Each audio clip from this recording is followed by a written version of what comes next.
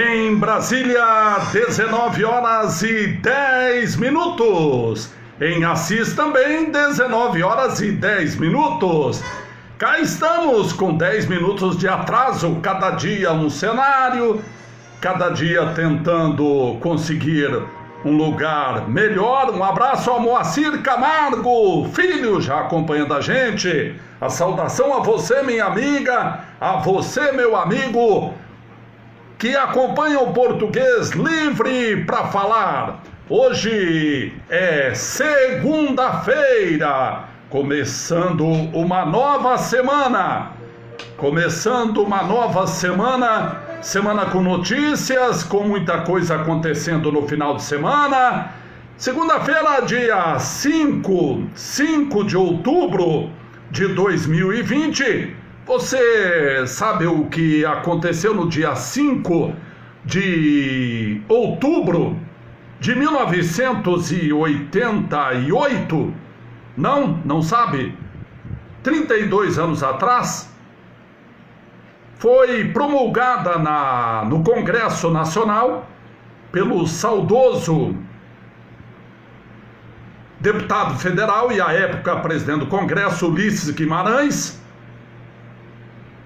a Constituição Brasileira de 1988, a mais recente Constituição. Já foi remendada, tem um monte de emenda na Constituição, mas prevalece o discurso do presidente do Congresso à época, Ulisses Guimarães, do MDB, que é uma Constituição cidadã. Jefferson, tudo bem, Jefferson? Lá em São Paulo, acompanhando as notícias da terrinha. Um abraço, viu, Jefferson? Em 1988, no dia 5 de outubro, 32 anos atrás, nós tínhamos a promulgação da Constituição Federal. E a Constituição, desrespeitada principalmente por quem deveria dar exemplo, ela já começa no seu desrespeito. O Luiz Araújo está perguntando a bandeira vermelha, aqui é a bandeira Bordeaux, Vossen, aqui é Vossen.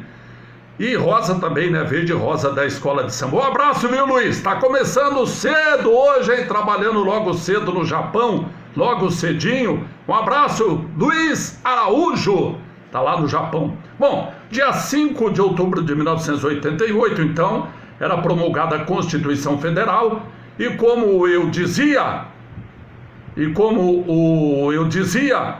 um dos principais e mais desrespeitados dos artigos da Constituição Federal é exatamente o que diz que todos serão iguais perante a lei. É uma mentira deslavada, não é não? É uma mentira deslavada esse artigo, que é ótimo, claro que é ótimo esse artigo. O problema é que ele não é seguido. Você acha que não tem discriminação social, econômica, racial, sexual nesse país? Então, como garantir a Constituição, que é a lei máxima desse país, não é não? A Carta Magna, a lei máxima, qualquer estudante de direito sabe. E tá meu amigo Robson acompanhando, Nilson também acompanhando. Tudo bem, Nilson? Muito obrigado pela audiência e pela assistência. Esse é o Português Livre para falar. A gente comenta aqui alguns fatos que ocorreram na cidade e também dá uns pitacos, né? Faz uns comentários. E eu começo falando então da importância desse dia 5 de outubro, porque 32 anos atrás foi promulgada a nossa Constituição Federal. E um dos principais artigos, e talvez o mais desrespeitado, é o que fala exatamente que todos serão iguais perante a lei. A gente sabe que não é isso que acontece, né? Nesse país, infelizmente, quem tem dinheiro tem uma lei diferente de quem não tem. Nessa nação, quem tem influência tem tratamento diferente, mesmo a lei sendo para todos. Nesse país, os negros ainda não têm e não receberam o devido valor. Ainda não foi paga a nossa dívida com os negros. O que o Brasil fez com essa raça, ainda não pagou. Mas, de qualquer maneira, não deixamos de reconhecer que Edivaldo, tudo bem, Paraguaçu Paulista acompanhando a gente, a Cida também, Cida, obrigado por nos acompanhar. A Constituição Federal, mesmo não sendo cumprida, mesmo sendo desrespeitada, aqueles que têm dinheiro, que têm condições de ter bons advogados, as lacunas da lei lhes garantem quase que a impunidade. Mas nós, seres humanos comuns, assalariados, trabalhadores, pequenos, médios, empresários, nós temos que seguir a lei. E a lei máxima que tem nesse país é a Constituição. Nenhuma outra lei nesse país está acima da Constituição. Eu me lembro que em 1989, um ano após a promulgação da Constituição, o então candidato a presidente da República, em 1989, no segundo turno, no debate disputado por Luiz Inácio Lula da Silva e Fernando Collor de Mello, os dois tete a tete, frente a frente, num debate que depois ficou comprovado, editado, para favorecer um dos candidatos, para favorecer o candidato Collor, que ganhou a eleição. E a Rede Globo, naquela época, a Rede Globo que muita gente critica hoje por contrariar algumas posições do atual governo, há muito tempo a Rede Globo influencia e tenta mandar nesse país. Não é de agora, não.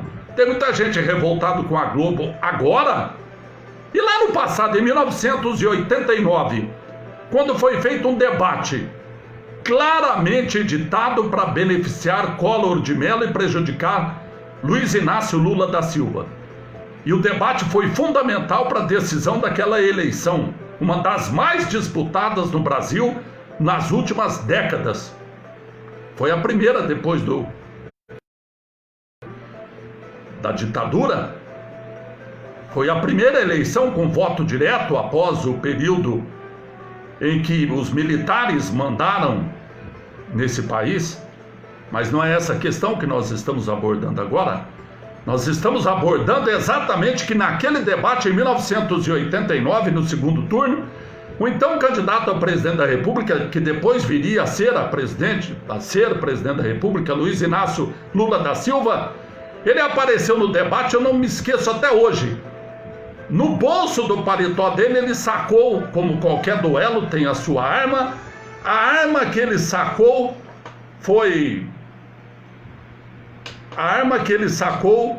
foi uma Constituição Federal, que ele tinha assinado por ser deputado federal. Até então era o deputado federal com o maior número de votos nesse país.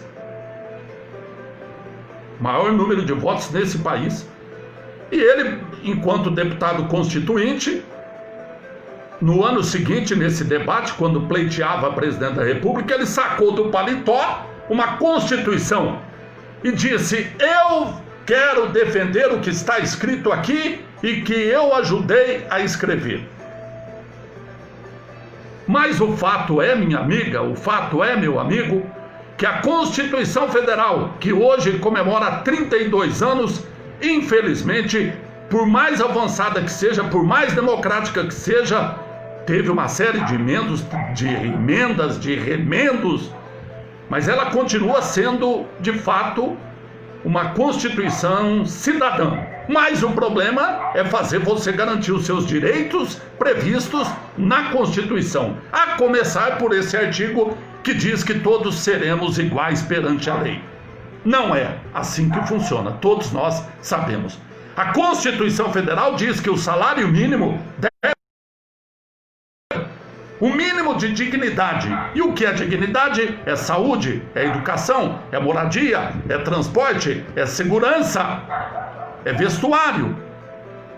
E quem ganha o salário mínimo nesse país tem condição de ter dignidade, tem condição de ter saúde de qualidade, educação de qualidade, segurança de qualidade, transporte coletivo, público de qualidade?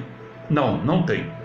Mas, enquanto cidadãos deste país, dessa nação, nós devemos brigar constantemente para que essa nossa Constituição seja respeitada. Esse é um desafio que eu tenho. Esse é um propósito que sempre tive, defender a nossa Constituição Federal. Com avanços, com emendos, com remendos, mas é o que temos e é por ela que nós devemos lutar. Há cláusulas, inclusive, que são consideradas pétreas. Estou vendo aqui meu professor Luiz Roberto Borges, acompanhando, professor de Direito da nossa Unip, sabe muito bem que nós temos na nossa Constituição Federal tão desrespeitada nesse país, algumas cláusulas que, por mais que queiram, não pode se mudar, porque são cláusulas pétreas que não se pode mudar. E lutemos por avanços democráticos e pela democracia. Hoje, 5 de outubro de 1988, rendemos homenagens àqueles que ajudaram a promulgar e que foi assinada pelo presidente, o primeiro signatário da nossa Carta Magna, o saudoso Ulisses Guimarães. 5 de outubro de 1988, é uma segunda-feira, cá estamos. Você está acompanhando Marlene Américo, um abraço Marlene, um Américo. Você está acompanhando a transmissão livre para falar, é português, eu sou candidato a vereador, mas o que eu menos faço aqui é campanha. Eu gosto de conversar com as pessoas, gosto de trazer os fatos que acontecem em nossa cidade e é claro que a gente dá o nosso pitaco, dá a nossa opinião, dá exatamente aquilo que a gente entende como correto. E a Marlene está trazendo aqui uma importante contribuição que só muda ou só era possível evitar, que é mais um ataque aos trabalhadores públicos no estado de São Paulo. Os servidores públicos aposentados que tiveram um desconto de 14% no seu holerite nesse mês, em processo de discussão na Assembleia Legislativa. Eu fico pensando, o coitado do servidor, tem gente que não gosta de servidor público, a gente sabe disso. Principalmente quem não gosta do Estado forte, acha que servidor público é todo vagabundo. Mas prestar concurso e passar, não quer, né? Geralmente vem com uma herança dos pais, dá uma fazendinha, um sítio, uma chacrinha, uma empresa, e acha que é rico, que o Estado não deve existir. E servidor público também não. Tem muita gente que não gosta de servidor público, mas agora está correndo atrás, né? Quando precisa e está esperando uma vacina, quando precisa de medicamento, quando precisa do SUS. Aí, quando não tem dinheiro para ir no hospital particular, aí corre lá no SAMU, primeiro atrás do SAMU, atrás do resgate, que é público. A UPA, que é pública, depois corre lá para o AME, que também é público. Então, o Estado, o braço do Estado tem que socorrer minimamente para garantir a Constituição. Eu não acabei de falar da Constituição? Agora o cidadão, o servidor público estadual, que não tem aumento salarial há anos, há décadas, agora, aqui em Assis, ele além de ter o aumento no desconto da Previdência, primeiro que eu acho um absurdo. O trabalhador, ele contribui a vida inteira, depois que aposenta tem que continuar contribuindo. E não bastasse isso, Aumenta a contribuição previdenciária do trabalhador. Daqui uns dias o aposentado nesse estado vai ter que dar dinheiro para o governo e viver de favor. Porque é descontado no lerite, não adianta você discutir. Como é o IANSP. Aliás, está demorando para começar a surgir esse assunto na eleição, né? Já vai aparecer, mas isso é para os grandão, né? Para os candidatos a prefeito. Para prometer que já conseguiu com o deputado não sei quem, que o IANSP... Não, em eleição a gente escuta cada coisa, cada promessa, que é inacreditável.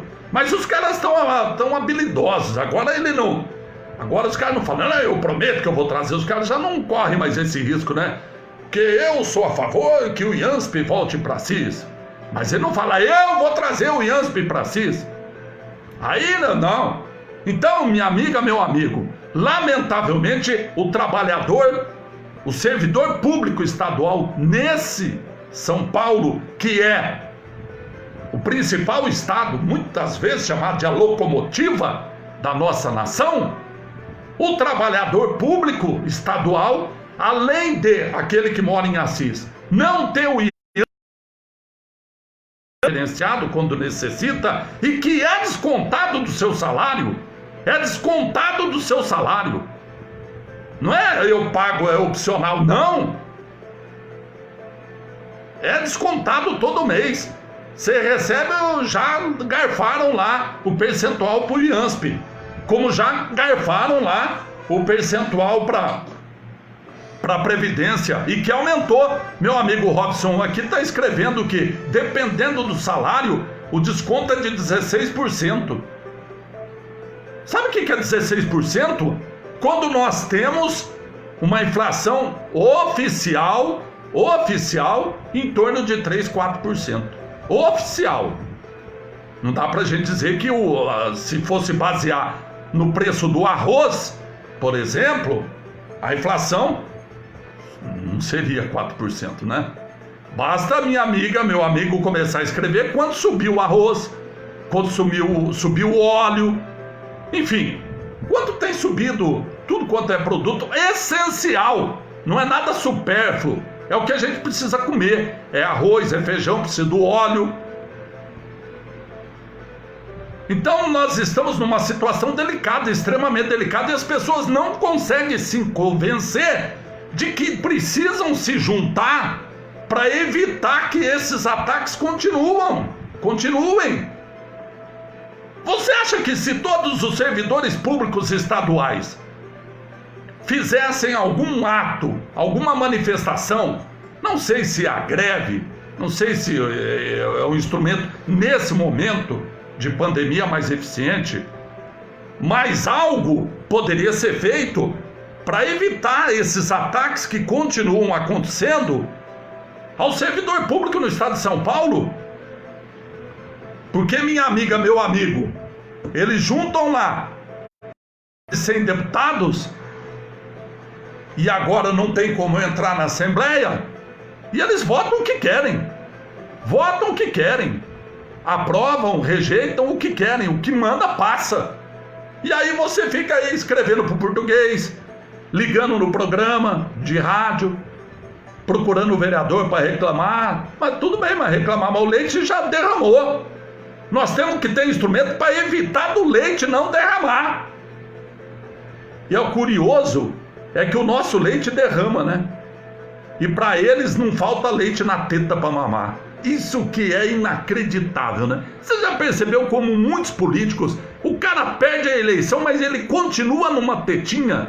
A tetinha pode ser menor, mas a vaca é a mesma.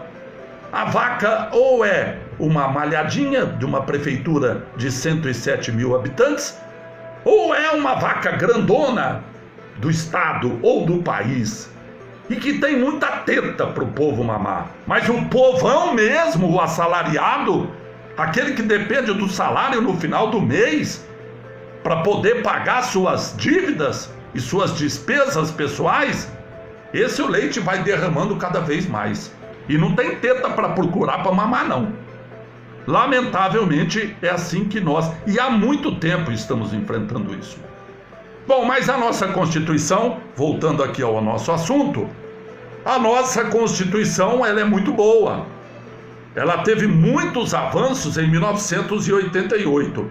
Apesar, repito, apesar de muitos artigos ainda serem desrespeitados. Mas hoje, dia 5 de outubro, minha amiga, meu amigo, comemora-se a Constituição, por minha conta, né? Ninguém falou isso, Mas hoje são 32 anos da Constituição, o que eu trouxe aqui pra gente. Estamos na primavera, mas a temperatura continua sendo de verão. Aliás, eu acho que a atual temperatura que nós estamos enfrentando,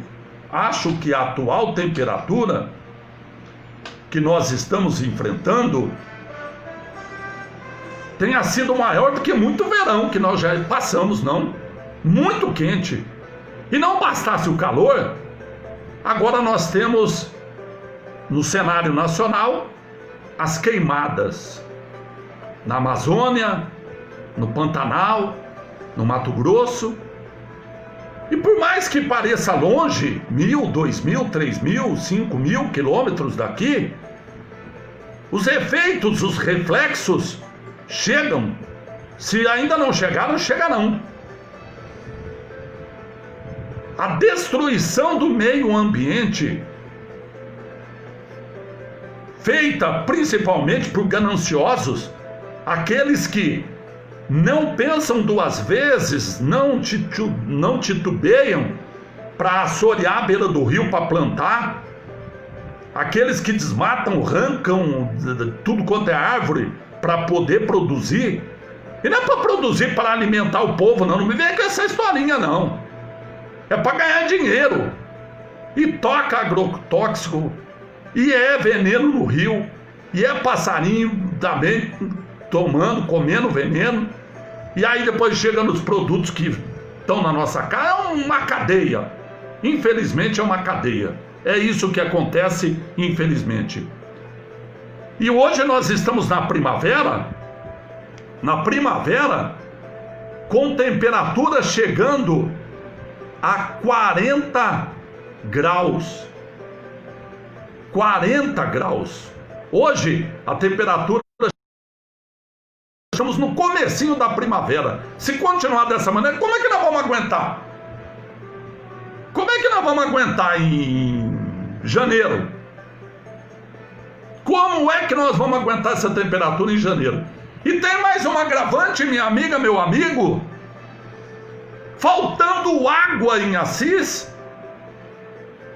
no ano seguinte à renovação de contrato da prefeitura com a Sabesp, a Companhia de Saneamento Básico do Estado de São Paulo, no ano seguinte, bastou dar canetada, no ano seguinte já está faltando água. A justificativa dada é que teve um problema elétrico, imagino que no motor, lá na represa, na bacia de captação de água, lá no servo. Mas nós estamos vulneráveis a uma oscilação na energia elétrica. Consumo, claro, a gente tem que admitir, tem muita gente que abusa da água, não sabe gastar corretamente, abusa, desperdiça a água, e aí gasta-se demais, aliado a esse problema elétrico que deu, segundo informações de companheiros da Sabesp, grande parte da cidade passou o final de semana sem água no período da tarde. Eu pergunto para você, minha amiga, e para você, meu amigo. Tem aqui alguns candidatos a vereador, como eu, mas que estão assistindo essa nossa transmissão. Eu queria fazer uma discussão coletiva. A sociedade, a CIS, foi devidamente informada sobre o contrato, a renovação de contrato da distribuição, tratamento de água e também de esgoto da coleta e tratamento de esgoto. Nós ficamos sabendo quanto a cidade ganhou nessa história? Quanto a Sabesp pagou para a cidade para continuar ganhando o que tem ganho com a cobrança da tarifa? Quanto nós ganhamos, afinal de contas? Isso não tinha que ser transparente? Isso não tinha que estar no diário oficial do município? Quanto nós ganhamos? Quanto a Sabesp pagou para a cidade de Assis para renovar essa concessão? É pedir muito? É pedir muito? É dinheiro nosso, do povo de Assis. É dinheiro nosso, do povo de Assis. Que investimentos estão sendo feitos? Já faz ano que foi aprovado o projeto. A Sabesp continua operando na cidade de Assis e operou durante anos sem contrato renovado. Isso significa que continuou prestando serviço, é verdade, mas continuou recebendo mensalmente todas as tarifas. Uma outra questão, quanto entra de receita na Sabesp com a água, com o pagamento da tarifa em Assis? Alguém se preocupou em saber? Minimamente, isso tinha que ser público. Minimamente, tinha que ser público. Todo vereador tinha que ter isso na ponta da língua. Todo vereador tinha que ter isso na ponta da língua, para saber o que nós ganhamos, o que a cidade de Assis ganhou com a renovação de contrato com a Sabesp. E eu vou admitir aqui publicamente que acho que a Sabesp é a empresa mais capaz de prestar o serviço de distribuição, tratamento de água e coleta e tratamento de esgoto em Assis. Os companheiros da Sabesp sabem dessa minha posição. Mas eu defendo uma Sabesp não da maneira como estão deixando. Uma Sabesp que não tem mais funcionário. Sabesp ganha muito dinheiro, recebe o dinheiro e contrata a empresa terceirizada. Por que não abre concurso? Por que não coloca funcionário dela para prestar serviço? A gente está cansado de ver carro andando para lá e para cá aqui na cidade a serviço da Sabesp, mas não é da Sabesp. Quantos funcionários tinha a Sabesp e quantos tem hoje? Quantos aposentaram, morreram e não entrou ninguém no lugar desses funcionários? Então é essa Sabesp que eu defendo.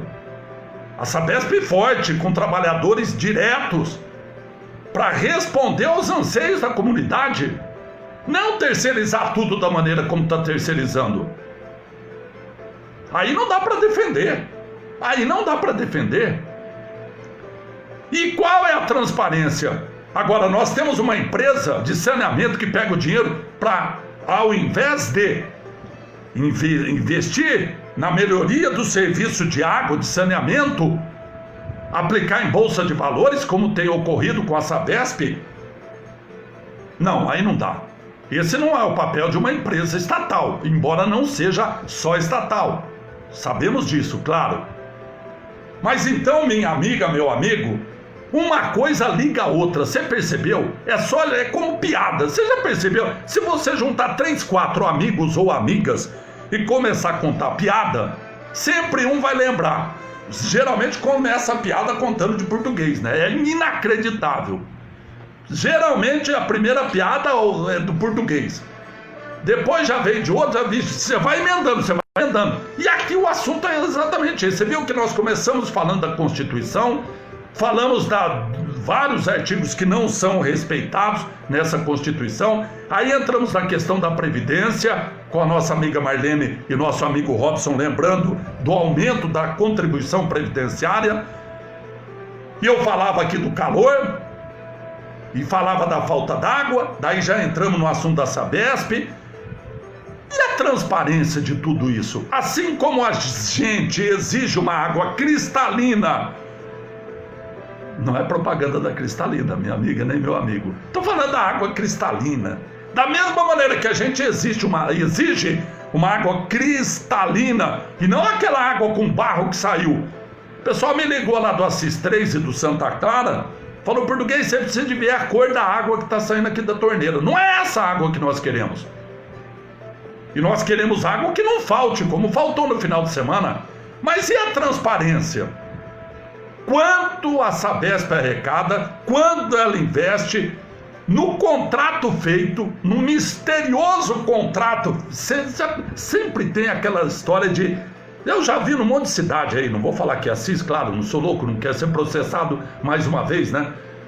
Mas a gente já cansou de ouvir em umas cidades aí, quando foi renovar contrato de alguma prestação de serviço, sempre escorregava um assim para votar, tá sabendo, né, que eu tô falando.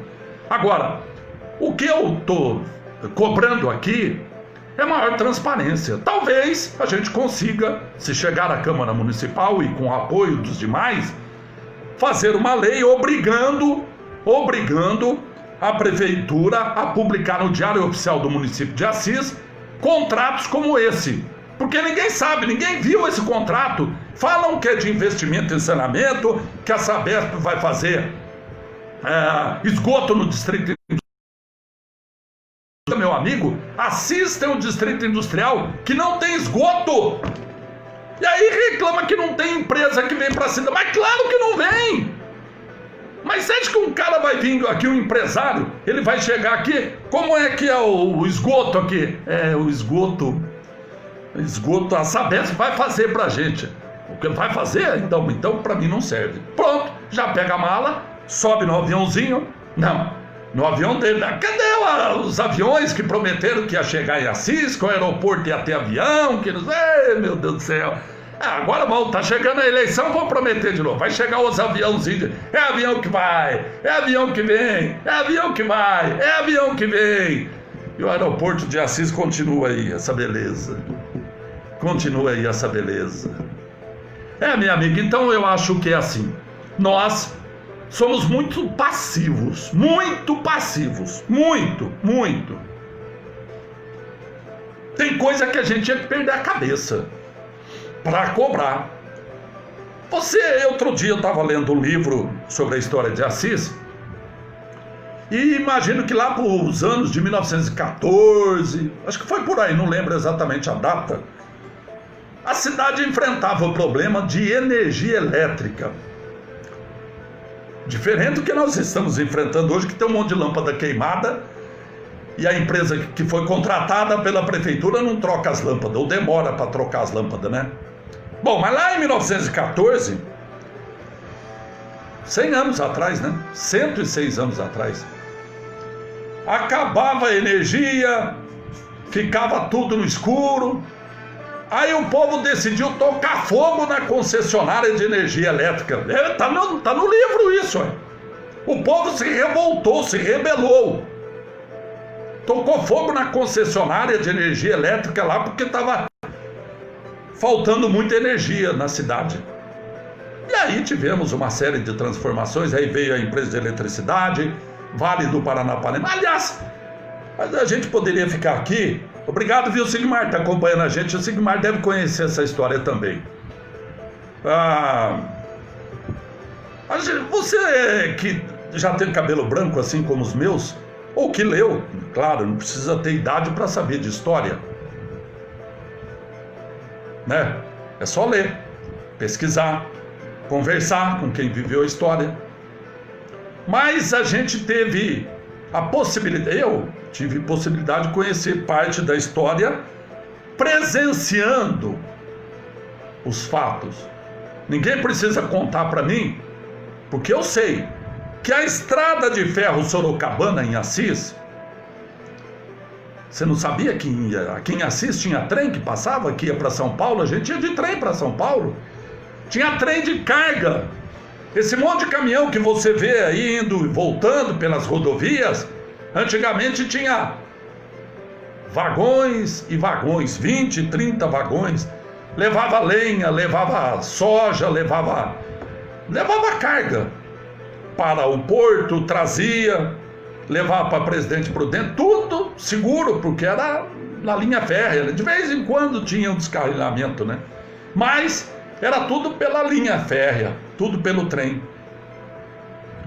E meu amigo, minha amiga, Deixa eu acenar aqui para o Sigmar Alves Barbosa, que está acompanhando a gente. Aquele tempo, nós tínhamos... Eu sei porque eu morava do lado da estação, no depósito, da oficina de locomotiva. Quando tocava o apito, a Leila também sabe que morava lá perto e está acompanhando a gente. Quando tocava o apito na estrada de ferro Sorocabana, tocava o primeiro apito,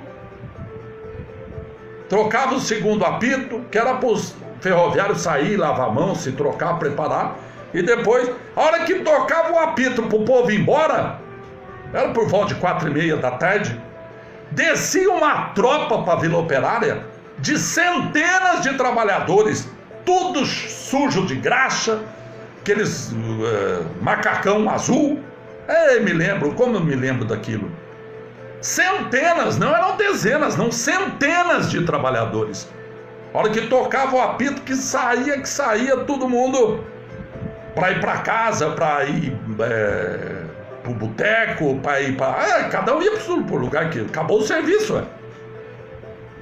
Então eram aproximadamente 800 famílias que dependiam do salário do Estado, do salário ferroviário. Quer um pouquinho mais de exemplo? Eu falava aqui da empresa de eletricidade. A empresa elétrica, onde hoje é o prédio da Secretaria da Saúde, ali era a oficina almoxarifada da empresa elétrica. Era mais de 300, 400 trabalhadores também que saíam a hora que apitava. Ou seja, só aí você já tem mais de 1.200 empregados, 800 da ferrovia e uns 300, 400 da empresa elétrica. Aí tinha mais funcionário aqui público. O DR era do outro lado da cidade. Eu nem vinha no DR porque era pequeno, vinha a pé, não tinha jeito de vir a pé para o outro lado da cidade. Se passei foi poucas vezes na minha infância pro lado do DR, que hoje é tudo fácil de você chegar, né? Mas naquele tempo você sair da Vila Operária para ir aqui nos altos da Avenida Rui, não ia. Era muito difícil. Uma vez ou outra, quando ia jogar no Derac, você passava por ali, enfim. Mas no DR também tínhamos lá centenas de trabalhadores. E nós fomos perdendo tudo. Quantos funcionários tem a ferrovia? A estrada de ferro Sorocabana, que depois virou FEPASA, depois virou ALL, e acabou. Acabou. Não tem mais nenhum. Nem aquele que foi o que cadeou o portão.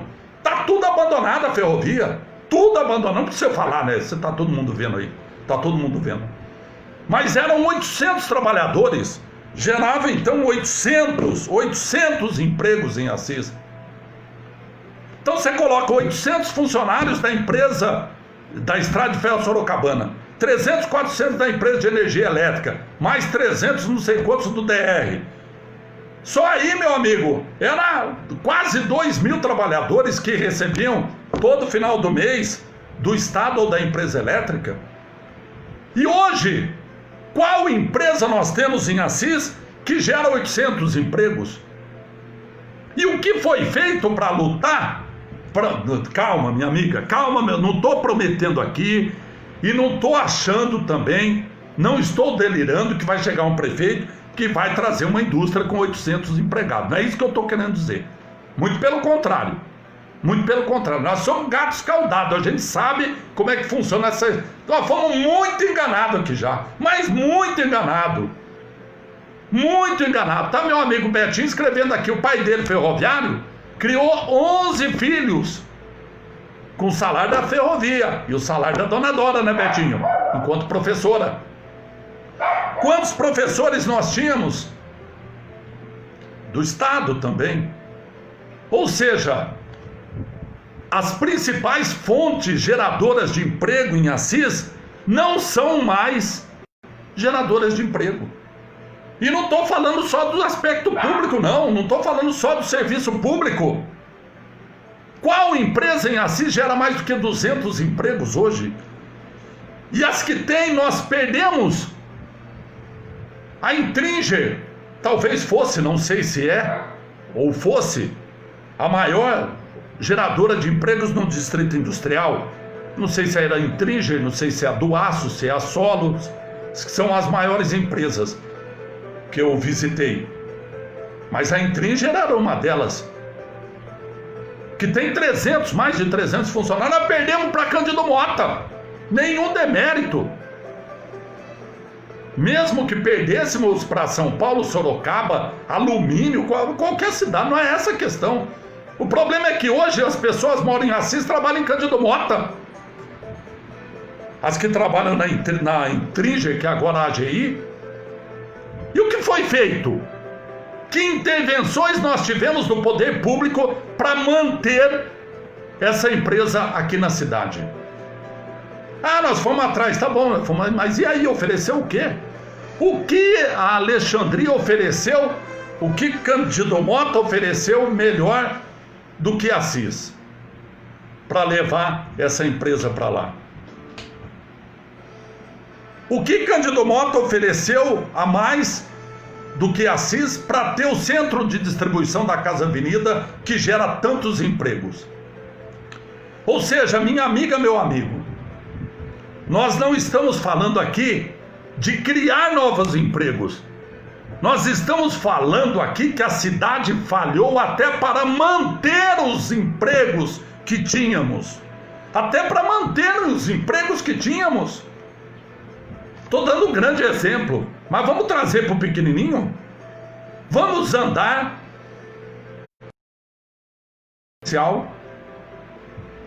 Vamos esperar baixar o sol um pouquinho, né? Porque está muito quente, né? Durante o dia. Mas, tipo 10 e meia da manhã ainda não está tão quente, né? Eu já pensei em fazer isso, eu não fiz ainda. É porque eu não tenho saído de casa. Muito pouco eu tenho saído de casa. Com esse período de pandemia, não quero me arriscar. Mas eu tinha muita curiosidade e continuo tendo muita curiosidade para pegar uma caminhada do DR até a Ronda. Do DR até a Ronda. Ir de um lado da calçada e voltar pelo outro. E contar quantas portas estão abertas e quantas estão fechadas. Quantas empresas estão funcionando e quantas foram desativadas.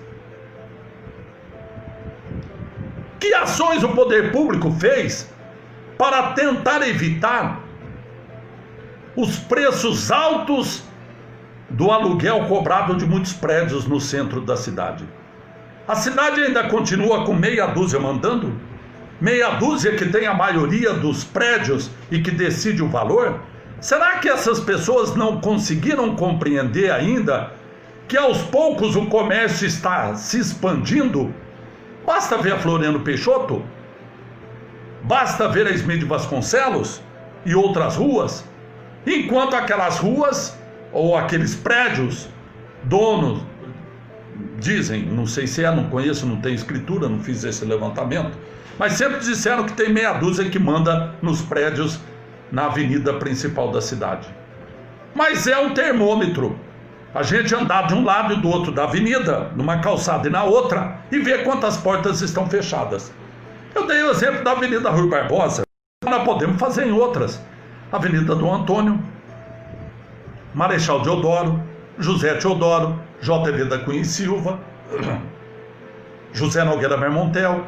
São as veias comerciais da nossa cidade. Foi bacana esse termo, né? Veias comerciais. Que ações nós tivemos nos últimos anos?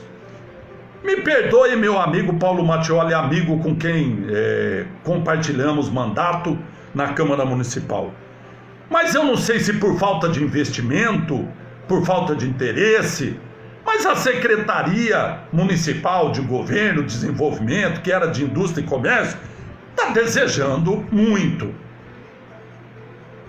Está desejando muito, não está não? Está deixando muito a desejar. Nós não vimos ações nenhuma da Prefeitura para a manutenção do emprego dessas pequenas empresas. Uma portinha aberta são 2 empregos. Nós não estamos brigando aqui para ter uma empresa que vai gerar 200, 300 empregos. Nós estamos cobrando aqui uma ação do poder público que garanta minimamente, que mantenha os empregos existentes.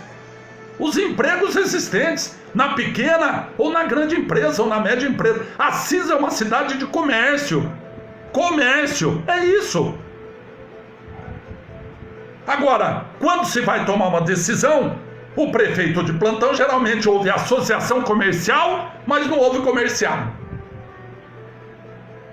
Houve-se a associação comercial, o empresário, o comerciário, o comerciante, e não houve comerciário, que poderiam dar sua contribuição também para esse debate. Mas enfim, meu amigo, minha amiga, esse talvez seja o maior desafio do poder público, e não é apenas em Assis, não. Basta ver que no Brasil nós temos atualmente, batemos a barreira dos 13 milhões de desempregados. Você já ficou desempregado, meu amigo? Você já ficou desempregada? E com família constituída? Você desempregado, sem salário, como faz? Tendo que pagar aluguel, tendo que pagar luz, tendo que pagar água, tendo que comer, tendo que dar remédio para o filho e para a filha, tendo que comprar material escolar. Como é que faz? Então, me parece que a cidadania começa pela garantia do emprego e, consequentemente, o salário, que dê a possibilidade do trabalhador ter uma vida digna, de poder comer, de poder pagar o seu remédio, se preciso for, pagar a sua luz, pagar a sua água, pagar a prestação da casa.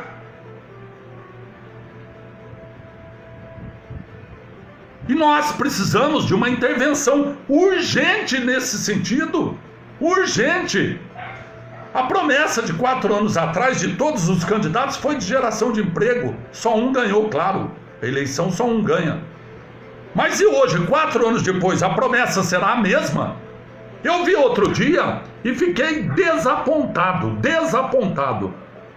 Porque o mínimo que a gente tem que ter, que o político deve ter, é sinceridade, como todo cidadão. Se não consegue explicar o que não fez, não cria novas ilusões para a população. Eu ouvi o prefeito gravando um vídeo naquela terra que a prefeitura comprou ali perto do aeroporto, e que permitiu o plantio de soja sem fiscalizar. Vão lá e plantam soja, vende a soja, ganham dinheiro e você não faz nada. Então isso foi feito em Assis, até chegar uma denúncia no Ministério Público, que aí fez um TAC, o termo de ajustamento de conduta. Mas não é essa a questão agora, minha amiga, meu amigo. A prefeitura compra uma área para fazer o distrito industrial. Muito bem, vamos pensar grande. Parece-me que tem inclusive já uma empresa acertada para ir para esse local. Muito bem, eu fui lá nessa área, fui lá para ver. E eu pergunto aqui, e a água? Como que a água vai chegar nesse distrito industrial? E o esgoto dessa empresa vai onde? Você acha que eu não devia estar preocupado com isso? Ninguém devia estar preocupado com isso? Então tá bom, não devia estar preocupado com isso. Tá bom, esqueci. Tá bom, esqueci. Vamos voltar para a nossa realidade, para o que existe. Minha amiga e meu amigo, Assis tem 3 distritos industriais. Sabia? Não sabia, não? São 3. 1 e o 2 são juntos. Aqui onde tem o lixão, onde tem o aterro de nerds. Ali tem 1 e na sequência tem o 2. Eu vou contar um episódio, minha amiga e meu amigo, que eu vi, ninguém me contou, eu vi, década de 90, por aí. Teve um incêndio numa empresa no Distrito Industrial. Aquela época tinha poucas empresas. O Distrito Industrial é de 1988. Eu fui lá conversar com alguns empresários a respeito da água e do esgoto e das galerias pluviais, para onde corre a água da chuva. Muito bem. Em 1990, 91, eu estava começando a trabalhar em rádio. Devia estar no terceiro ano, segundo. Comecei em 87, então devia estar no quarto ano, por aí. Bom, enfim, não importa também. Era um final de tarde. E aí, ficamos sabendo que teve um incêndio em uma empresa no Distrito Industrial. E fomos para lá, para fazer a cobertura para a rádio. Chegamos lá, chegou o caminhão do Corpo de Bombeiros. O bombeiro não tinha toda a estrutura que tem hoje, não. Hoje tem um monte de viatura, só não tem bombeiro, tá faltando bombeiro ainda, né? É incrível, né?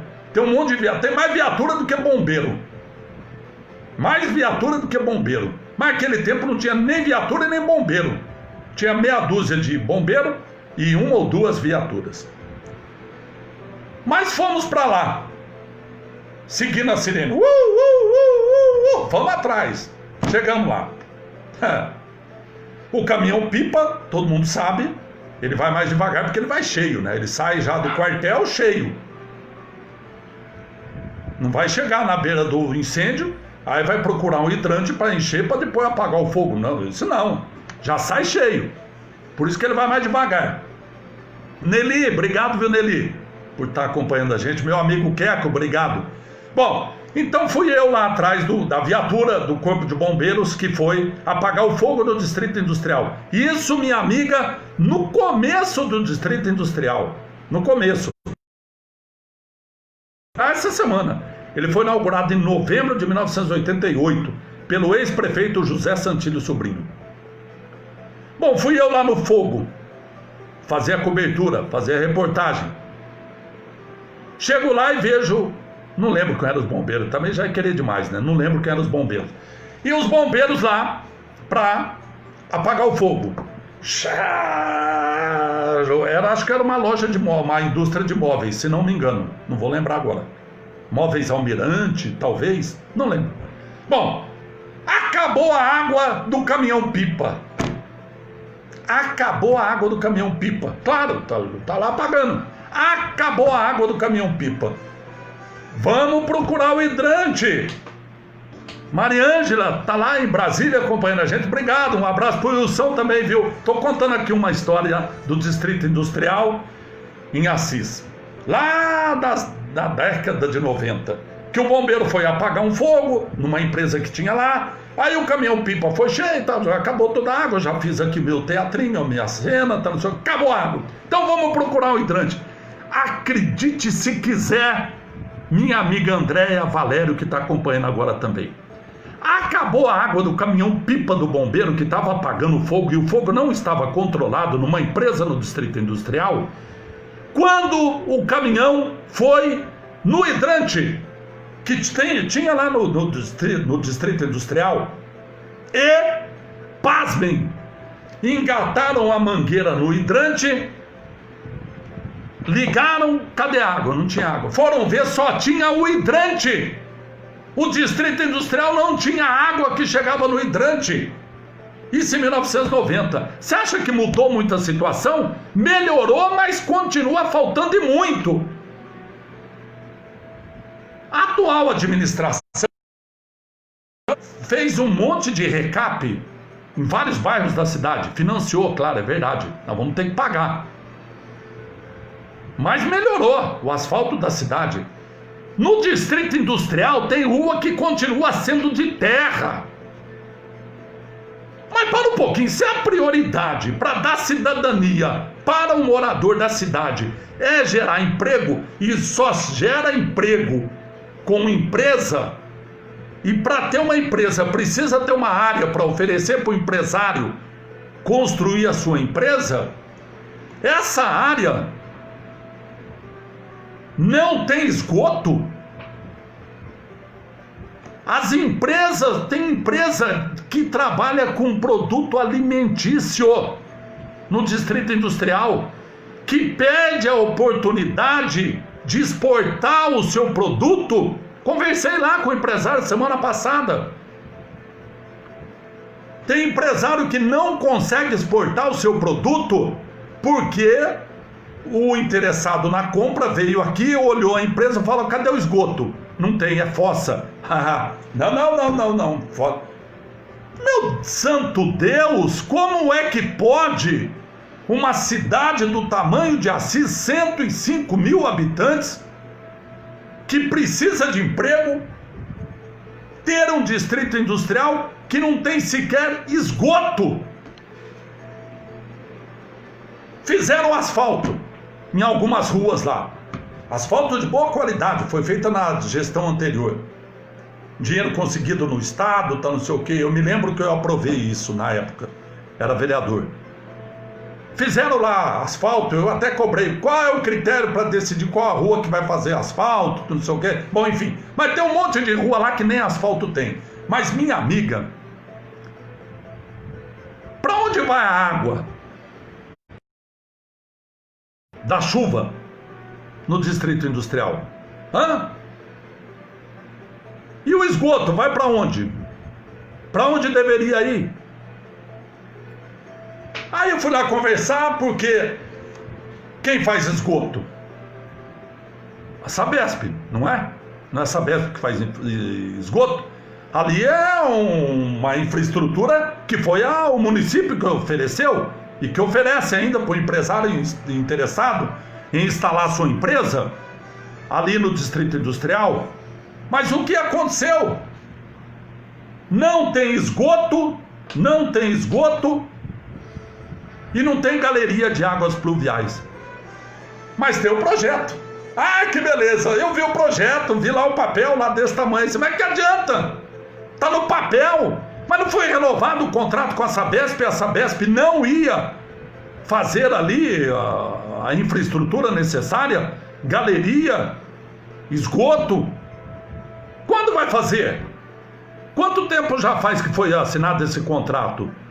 Você percebeu que hoje a gente começou a falar da falta d'água, depois começou a falar do Distrito Industrial, e nós estamos falando de um assunto que é referente a saneamento básico.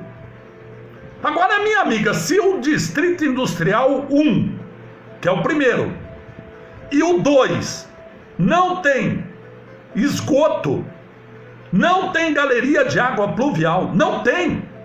As empresas estão lá sem esgoto, trabalhando na fossa. Em Assis, século 21, as empresas no Distrito Industrial jogando os seus rejeitos, seus dejetos na fossa. Estou falando do 1 e do 2, que são os melhores. Mas você sabe onde é o Distrito Industrial 3? A 3, Centro de Desenvolvimento de Assis 3, CDA 3, sabe onde é? Ali perto do posto Panema, na SP 333. Se esses dois, que são os primeiros, já estão ruins, imagine aquele. Vai lá para dar uma olhada. E agora veio o prefeito, então, prometer geração de emprego no meio do mato, num distrito industrial novo que vai criar. Mas, santo Deus, como é que você vai fazer um negócio se você não cuidou do que já tem? Eu fico pensando o seguinte: um empresário que está lá no CDA 1, no CDA 2, ele fala: meu Deus do céu, eu estou aqui esperando o dia que vai ter galeria de água pluvial, estou esperando o dia que vai chegar o esgoto aqui, e agora vão fazer um distrito industrial lá perto do aeroporto? Então essas coisas me parece que elas são jogadas assim, são ideias plantadas, me parece, sem planejamento algum. Quem discutiu isso? Antigamente no Distrito Industrial tinha o Conselho de Desenvolvimento, tinha um conselho lá formado por empresário, e eu defendo que tenha que ter mesmo. Eles sabem da realidade. E eles podem ser porta-vozes de todos para discutir com o prefeito o que é melhor para aquela região. Agora, se tem o CDA1, CDA2, CDA3, Distrito Industrial 1, 2, 3, sem estrutura necessária, como é que vai criar um outro que não tem água, que não tem esgoto? Como é que a gente pode acreditar? Quanto tempo vai demorar para ter água, para ter esgoto, para ter uma empresa, para gerar emprego? Horas. Tenha santa paciência, né? A gente precisa ter um pouquinho mais de discernimento, um pouquinho mais. Ah, hoje eu vou falar que nós vamos fazer um distrito industrial. Manda fazer uma lona, um painel, vamos colocar lá e eu vou lá gravar ao vivo, vou fazer ao vivo lá. Estamos aqui, tenha santa paciência. Parou, acabou o tempo já disso, né? Vamos começar a discutir com a cidade. Olha, independente de quem vai ser o prefeito, independente de quem serão os vereadores, eu espero que eu seja um deles. Aliás, eu estou fazendo tudo isso aqui e não falo que meu número é 13 mil. Então, se você acreditar e confiar o voto, eu peço o voto, claro, o número 13 mil. Então, independente de quem vai ser o prefeito, independente de quem são os 15 vereadores, tem que conversar para discutir um futuro para a cidade. Faz lá uma reunião lá de 2, 3 dias, se tranca numa chácara, não é para fazer churrasco, não. Fica lá, traz um técnico aí, fala, a cidade tá não sei o que, com essa topografia, que não sei o que aqui a areia branca não dá para... Faz um estudo técnico. Pô, nós temos a Unesp, nós temos professores, pesquisadores, na Unesp, na Unip, na FEMA. Vamos discutir com seriedade qual é a vocação e o que pode ser feito nessa cidade. Não dá para sair dando tiro para qualquer lado. Entra um prefeito, dá um tiro para um lado. Entra o prefeito, dá tiro para o outro lado. Antigamente era assim, o prefeito entrava, a Humberto de Campos só saía. Aí entrava outro prefeito, a Humberto de Campos só entrava. A Armando Salles era o sentido oposto. A JV só saía, depois só entrava. Então, pelo menos isso parece-me que felizmente acabou, parou. Mas não dá para cada prefeito dar tiro para um lado. Nós precisamos ter um projeto para a cidade, independente de quem seja o prefeito, independentemente do que o prefeito pense. Se o problema é geração de empregos, o maior problema, como é que nós vamos perder emprego? Porque nós estamos perdendo emprego. Não adianta vir com história que criaram mais empresa do que fechou, que eu sei como é que funciona essa historinha. Só pegar um monte de comissionado da prefeitura que a justiça mandou embora faz de conta. Quer que eu traga os nomes aqui? De um monte, mas um monte. Mais de 80, com certeza. Olha, é o seguinte, nós vamos mandar você embora, mas você abre uma empresa, que eu vou contratar você. É assim que funcionou, meu amigo. É assim que funcionou em Assis. Os comissionados foram mandados embora, como prevê e como pediu a justiça, montaram uma firma, perderam o CPF, mas ganharam o CNPJ. E a prefeitura contratou eles para fazer a mesma coisa que fazia antes. Não é essa geração de emprego que eu estou falando, pelo amor de Deus, né? Estou falando de coisa séria. Estou falando de manutenção de serviço. Quantos tiveram que mandar embora funcionários? Vamos, qualquer exemplo. É claro que tem a tecnologia. A tecnologia tirou muita gente do seu posto de serviço. Eu sei que isso existe, claro. Mas tem muito serviço que continuou sendo necessário o trabalhador. Mas muitos postos de serviço foram perdidos. E que ações o poder público fez para garantir minimamente esse emprego? Então, minha amiga, meu amigo, hoje nós falamos demais, hein? Olha, nossa!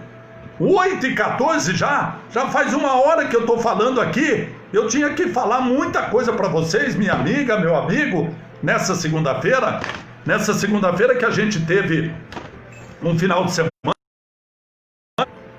Esqueci até de trazer água aqui para molhar as palavras, né?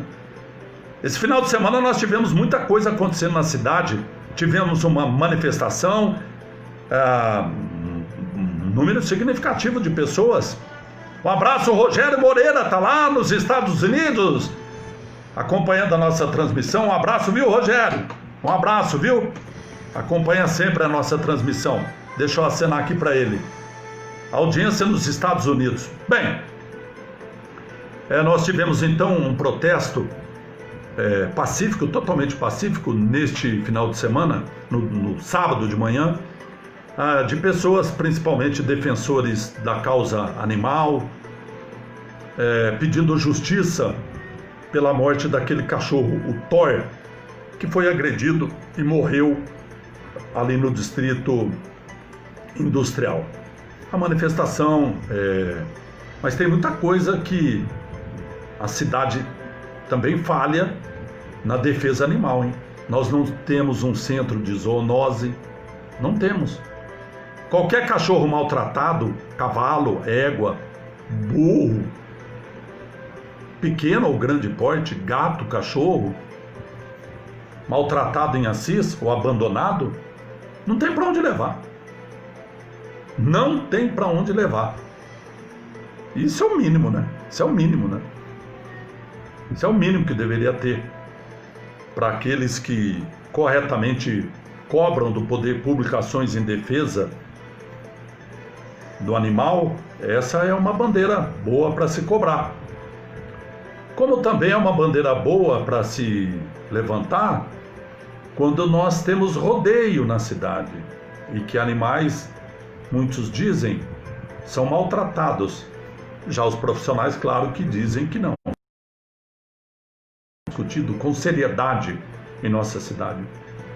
A começar também por uma lei que muitas cidades têm feito, que impede, proíbe soltar rojão. Você pode soltar rojão, mas aquele colorido. O de barulho, de tiro, não.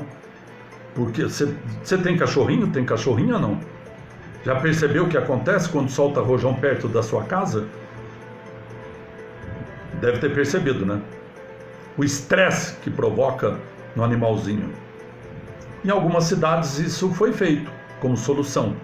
Proibiram a venda de rojões, só fogos de artifício com luzes, com efeitos visuais e não sonoros. É uma discussão para ser feita também. Então aconteceu essa manifestação no sábado pela manhã e o povo foi lá no Distrito Industrial, na empresa que aconteceu a agressão e onde o cachorro morreu. Esse final de semana também, minha amiga, meu amigo, nós tivemos uma boa notícia. Para quem compra o Hiper Saúde Bauru, nós tivemos uma mulher aqui em Assis, aqui pertinho de casa, perto na Secap, a dona Maria Juraci.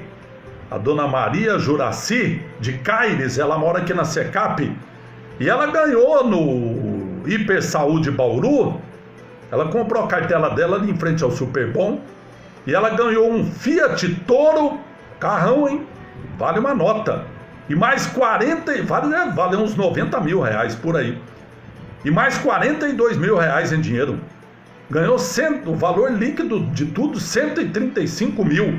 Parabéns à dona Maria Juraci, que faturou 135 mil. Tivemos mais 3 assisenses que ganharam no Giro da Sorte. O Celso Laureano de Macedo, mora na Vila Xavier, ganhou 1 milhão. O Thiago Leão Alves ganhou 1 milhão também.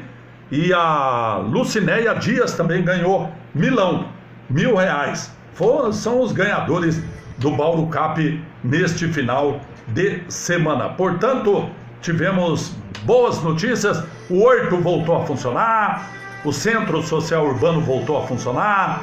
Mudaram o rótulo, né? Mudaram o nome para tentar marcar, mas o Horto vai ser sempre o Horto e o Centro Social Urbano vai ser sempre o Centro Social Urbano. Não adianta mudar o rótulo para... Não, reformou o Centro Social Urbano, parabéns, reformou o Centro Social Urbano e entregou. Aliás, vamos ser justos, Centro Social Urbano Fernando Luiz Peterson. E reformou o Horto Florestal e abriu os dois. nesse final de semana. Eu espero que sem aglomeração, com as pessoas usando máscara para se protegerem.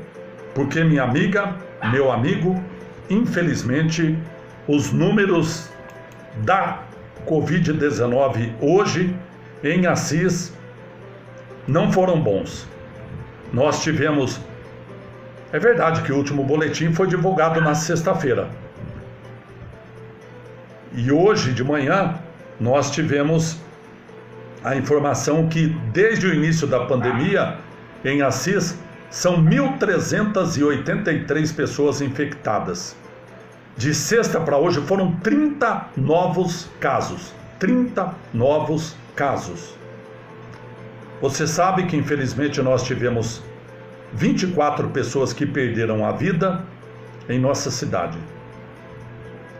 Hoje nós temos 3 pessoas em UTI da Covid-19. 3 em Assis. E mais 3 pessoas em leitos de enfermaria. 6.606 pessoas foram testadas ou passaram por exames. Desse total de pessoas notificadas, 4.905 tiveram resultados negativos, ou seja, foram descartados ou foi descartada a Covid-19. Bem, já falamos demais, a nossa conversa aqui é de 1 hora e hoje nós acabamos falando demais, mas sempre terminamos com os sepultamentos que acontecem ou que aconteceram no dia. Hoje nós tivemos 3 sepultamentos acontecendo em nossa cidade. No início da manhã,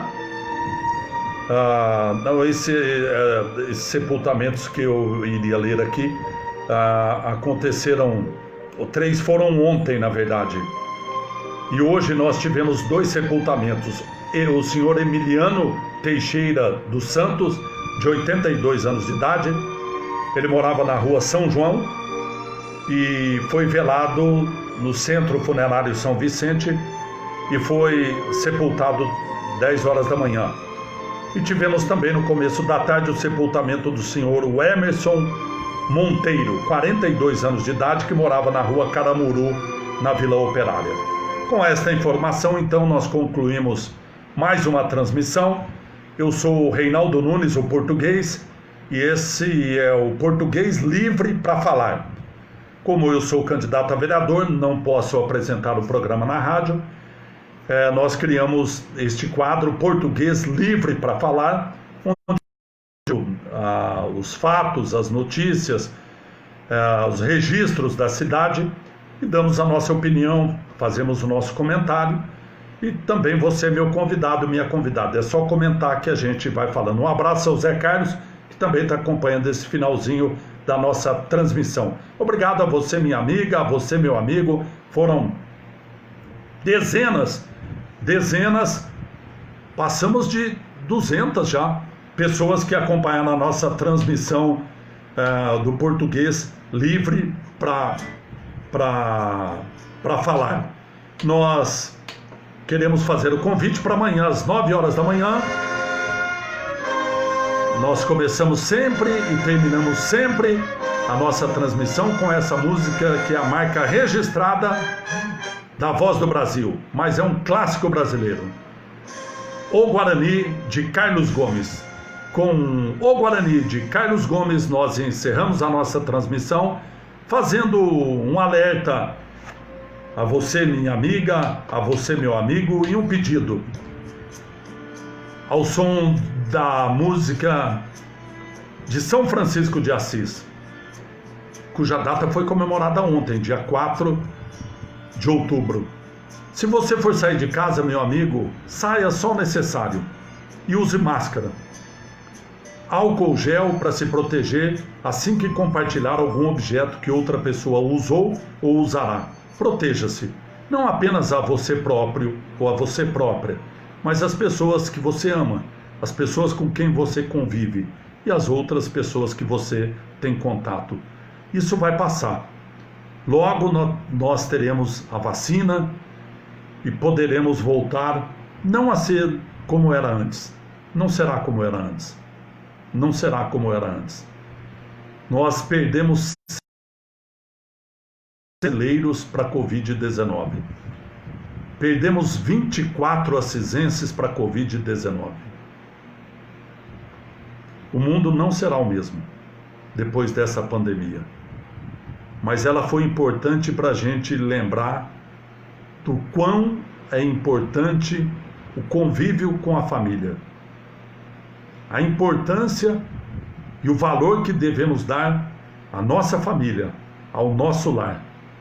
Claro que aos amigos também, que é o grande patrimônio, é o grande tesouro, acima de bens materiais que a gente tem, que a gente conquista, além da nossa família. Cuide-se, minha amiga, cuide-se, meu amigo. Reinaldo Nunes, o português, agradece muito a sua audiência. E se você gosta do que eu falo, do que eu penso, eu peço seu voto. Eu sou candidato a vereador com o número 13.000. Um abraço, prometemos voltar amanhã às 9 horas da manhã. Fui! Cuide-se!